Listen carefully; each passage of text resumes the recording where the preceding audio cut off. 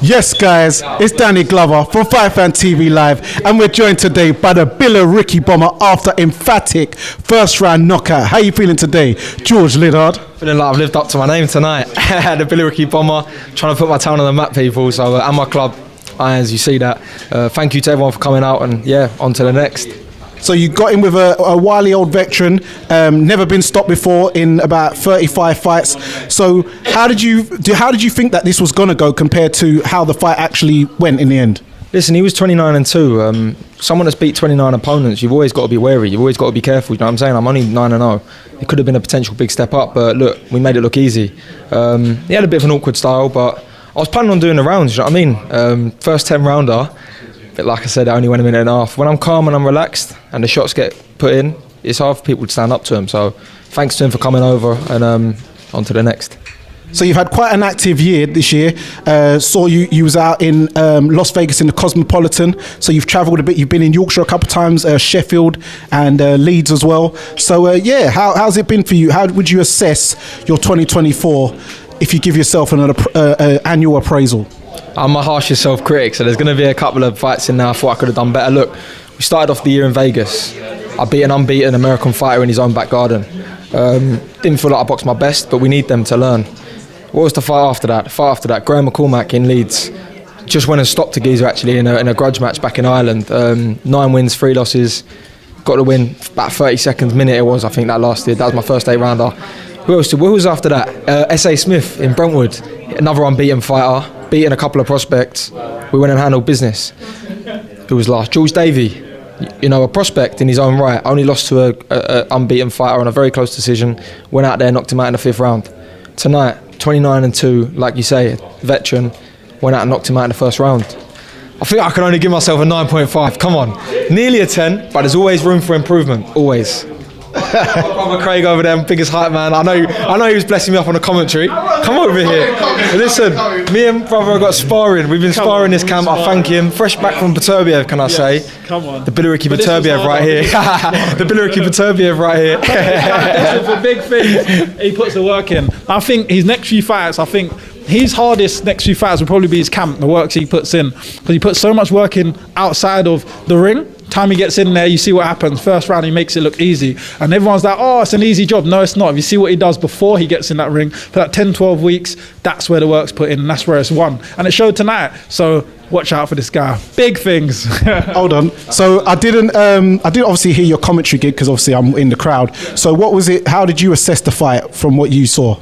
I said George is relentless and he'll be on to him. And what he done is once he hurt him, he showed composure, he showed maturity tonight. Because a lot of guys, especially under 10 fights, if they got the guy hurt, they're winging from the boots, they're rushing their work, they're getting tired. George didn't do that. He picked his shots, broke him down systematically. Even when he dropped him the second time, didn't get overexcited again, walked up, picked his shots and got him out of there. To me, it was a mature, tremendous performance. And we know George has got it in the gas tank, so he could have afforded to try and let his hands go and rush his work, but he didn't. He showed his boxing tonight, and the guy weren't going to see it out. Love that. So also, talking about what may I say? Been around the block. For sure.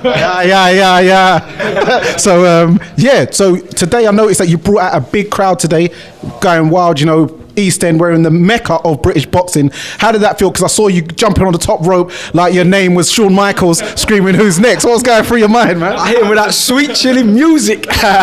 No, listen, I felt like Canelo in Guadalajara tonight. No, I thank everyone. That's my biggest crowd to date. We all showed up. You know, we're local to home here, East London. A lot of my family was from here, so it's nice to have a big turnout, and I appreciate everyone that came. Big up the Liddard Army, each and every one of you. I appreciate you. Oh, another thing I said on the commentary was fight or flight mentality a lot of fighters have, and you see how he relished in his night tonight. He came out, he believed in himself, you saw the ring walk, you saw the confidence, you saw the performance. This guy's a natural. Yes. So what's your what's your plans for 2025? Listen, I see that Jordan Reynolds fight's been lined up. I'm happy to take that next, 100%. I'm ready, I'm more than ready. estoy listo, as I said to my opponent tonight. Yeah, look, I see also the WBC's got a little tournament maybe going on with Saudi for 10 fights and under 26, and middleweight's a category, so I don't see why my name shouldn't be in the hat. I'm 10-0, 22, I fit all the categories, and I'm also one hell of a puncher, so I'll bring entertainment to you, Turkey, don't worry about that. So, listen, I'm a favourite in this. I'll fight like I say, I'm a fighting man, I'll fight anyone. I'm not bothered about these step-ups. I'm ready, I'll do everything in the gym. God's got a plan for me, so I go in there and embrace every challenge. I'm ready. Is Junaid Boston a middleweight? Because that's someone... Oh, okay, because I remember... Yeah, I was going to bring that up because that could have been a little tasty, a little caption. I was going to put a little clickbait. Weight below, but who knows, in the future, if he ends up at middle, do you know what I'm saying? Could be a great domestic fight in the future. Also, shout out to, I think I work with your uncle. His name's called Mark Liddard. He's from the East End as well. He said that, I'm sure he must be related to you. I always... There's a lot of them, but... They're Liddard, like there's not any many other families. We've got to be related down the line somewhere. I've had, honestly, the past couple months, I've had a few Liddards I never even knew existed. All of a sudden we're connected and they're like my distant cousin. So... Now I'm going to have 10 new friends, 10 new I got 10 new cousins now, but I'm sure he is one of my uncles somewhere down the line, do you know what I'm saying? So, but yeah, respect. Thank you, Mark. So what do you want to say to the supporters, and do you want to wish them like a Merry Christmas and, for all the support and stuff like that? You said it for me there. No, Merry Christmas to you all. I would say I'll have a nice relax, but I'm probably going to be grafting because, we've got titles to win. So, but I hope you all enjoy your Christmas and make sure you get a ticket for the next one. Thank you, everyone. Oh, exactly. Bro, my guy's setting me up here.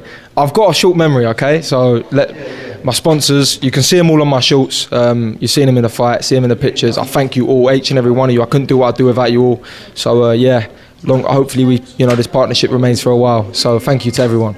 Thank you for gracing the show, and I'm sure in the new year we'll hopefully get you on the Neutral Corner podcast. And there you have it, guys. I want to do a podcast. Get me on there. Get me on. I want to do a podcast. I'm here. Get me on. All right, and there you have it. It's Danny Glover from Fight Fan TV Live, and we're joined here by the Billericay bomber, George Liddard. And remember, guys, persistence beats resistance. You know where it is. Ha ha. I like it.